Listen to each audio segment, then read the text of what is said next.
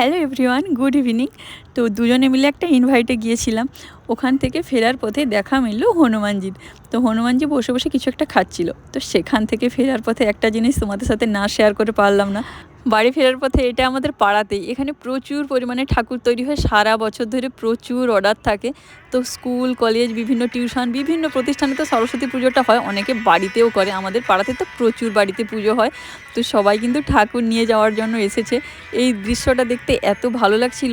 চলো তোমাদের একটু ভেতরে গিয়ে দেখাই যে কতগুলো ঠাকুর রয়েছে এখনও। অনেকে নিয়ে চলে গেছে, নিয়ে যাচ্ছে এখনও পর্যন্ত, আর এখনও অনেকগুলো রয়েছে, এগুলো সব ডেলিভারি হবে। তো কত রকমের দেখো, ছোট বড় মাঝারি সব রকমের ঠাকুর রয়েছে। ডেবরা বাজার থেকে সোজা অন্নপূর্ণা লজ, তারপর ঢালাই রাস্তা ধরে একটুখানি এগিয়ে এলেই 5-এর 1 অঞ্চলের সাইডেই কিন্তু এটা। এখানে অনেক রকমের ঠাকুর তোমরা দেখতে পাবে।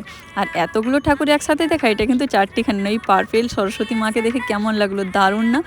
অনেক অনেক জায়গায় ঠাকুর দেখতে পাবে, কিন্তু এতটা কিউট তুমি অন্য কোথাও পাবে না আমার যেটা মনে হয়। আমাদের এখানে ঠাকুরের মুখগুলো এতটা সুইট, এতটা মায়াবী, আর তার সাথে চোখগুলো তাকালে মনে হবে তাকিয়েই থাকি, দেখতেই থাকবে।